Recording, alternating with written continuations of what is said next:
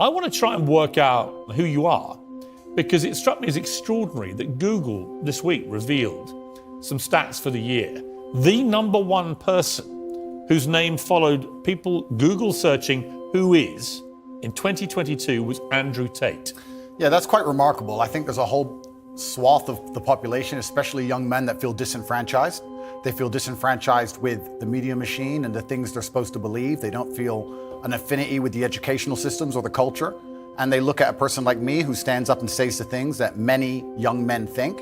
I haven't put a magic spell on the world. The fact that people like what I say means that they agree with me deep inside. They may be afraid to say it themselves, but I am seen as a bastion of free speech and a bastion for masculinity as a whole, because a lot of men are largely forgotten about. Do you think you're a force for good? I absolutely not really know I'm a force for good, because I'm a force for truth. And truth is a good thing. Without truth, we're going to end up in absolute tyranny and slavery, and we're already on our way there. I feel like we're starting to combat it. My cancellation was the beginning of a change in public consciousness. Elon having Twitter is another beginning of the change in public consciousness. And anybody who stands up and speaks what they truly believe, even if it's something I don't personally agree with, I think that truth is absolutely important. And people's personal truths and people's personal opinions, even on differing sides of the same opinion, should be heard. There's no such thing as too much masculinity if it's genuinely masculine. Genuine masculinity is not out here to hurt people. It's absolutely the opposite. It's out here to protect. And when bad things happen, they call traditionally masculine men. If you need a firefighter, you need a masculine man. When you call the police because of the problem you have, you want masculine men. And as soon as a woman or a man is in trouble, when you look for backup, you look for masculine men. And masculine men have a duty to provide and protect those they care about. We have a duty to do things we don't feel like doing because we know we're supposed to do them. And that's why we stayed in the Titanic and died. Those were masculine men. Where did you get your views about this from? This is what I grew up with. This is the family I grew up around. And your father, your mother? Yeah, both? and the world I lived in. And I think a lot of the things I'm saying now about masculinity and how people should act in the world, how the world should function, were considered completely normal and accepted by everybody only 20 years ago. I think the world's just lost its mind. For me to stand up and say a man should protect a woman now gets to be called a misogynist and canceled. If I said that 10 years ago, everyone would say, duh. And what's funny is, everyone who argues against me and says men shouldn't protect women, especially all the feminists, if they were with their boyfriend and a man broke into their house, guess who they'd expect to go downstairs? Who do you think? Think they go themselves? Are they going to Afghanistan? No, we send men to do these things. So well, we send women in the armed forces too. You have to generalize when you make points. There are many courageous people. Exceptions do not disprove the rule. No, but you've got to concede there are many courageous women serving in the armed forces. Absolutely and utterly, completely correct. But by and large, traditionally, soldiers are men. Exceptions do not disprove the rule. Well, it's not an exception. It's a fact that there are a lot of women now in the armed forces. Correct. But if you were to take the average soldier, they are a male. If you're allowed to say who's a male and who isn't nowadays, I'm assuming their gender, I apologize. If you were to take the average soldier, they're a male, which means that exceptions are the female soldiers, which because there's a lower percent of them, a lower probability. Exceptions do not disprove the rules. Men do the fighting. Right now in Ukraine, men cannot leave. Women are allowed to leave because men have to fight in the front line and women are allowed to go to Dubai. That is how it is. What do you say to young men who come to you for advice, who feel lost, who don't really know where they fit into society? I say that life as a man is exceptionally difficult. I say the most beautiful and the most terrifying thing about being a man is you're born without value. Society doesn't care about you. You're only going to be cared about based on how useful you are. You have the chance to build yourself up and become a superhero if you're prepared to do the hard work and be indefatigable enough to never quit. But if you're going to stand around and wait for a handout, nobody's going to ever respect you. And I think that a lot of people have forgotten about how difficult and how competitive it is as a man. We're always in constant competition with each other. And it's your duty as a man to stand up and say, I want to be as important and strong and good-hearted and God-fearing as possible. And I need to work hard to achieve those things. Overly emotional men is that they're dangerous. They're genuinely dangerous. This is what's crazy. All these people who talk about toxic masculinity and how bad it is for men to be traditionally masculine. A traditionally masculine man does things he doesn't feel like doing because it is his duty to do them. He charges into the building because it is his duty. Not because he feels like it, because it is his duty. We're now teaching the new generation of men that they don't have duty and they can just act on their feelings and act how they feel, and they don't have to act as a man should. Do you know what happens when you get men who just act how they feel?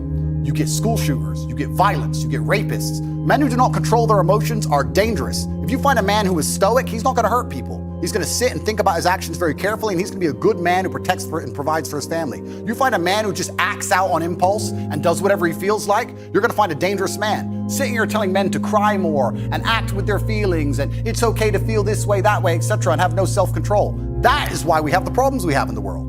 absolutely and utterly wrong. So when they talk about toxic masculinity, they have it completely inversed on its head, completely and utterly wrong. We need to be teaching stoicism. We need to be teaching young men to understand that the world is very, very difficult. It's hard to be a man. You're going to feel bad sometimes. You just suck it up and perform anyway. Not to sit there and cry your eyes out or blame other people. Yep. Why do you think the queen... 3:45. Why do you think the queen gets to jump across the board and the king doesn't? Because it's sexist. The game of chess is sexist, but perhaps it reflects life, Piers. Haven't you ever thought that when you look at a yacht in Dubai... You're running out of time. Stop stalling. I know what you're doing. I'll just take your... Oh, God! I'll just take your queen. Damn it. I was trying to give you a little speech there. You didn't want to listen to it. No, I was I trying to tell you when you see a yacht in Dubai, the girl just gets an Instagram invite, gets to jump right on board. She gets to run across the board and do whatever she wants, but the man has to get there a square at a time. The man had to buy that yacht. That's the difference between being a man and being a woman. That's why the queen gets to do how she does. A chivalrous man just always lets ladies go first. How do you think chess reflects life? I think that it's all about strategy. Correct.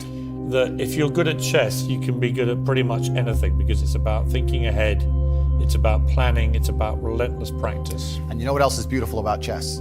If you lose, somewhere you made a mistake. There is no luck. Absolutely right. In chess, even if it's the smallest mistake, somewhere it was your fault. It teaches absolute self-accountability, which is something that we need a lot more of in the world today. You know, all that kind of thing. Chess absolutely reflects life. And even I say this now in my business meetings with my team. A lot of the problem in the world today, especially with teams and businesses, etc., everyone wants to be the king. But if you want to have a team, if you want to have a side that wins, if you want to win a game of chess, everybody has to know their role and do their role effectively.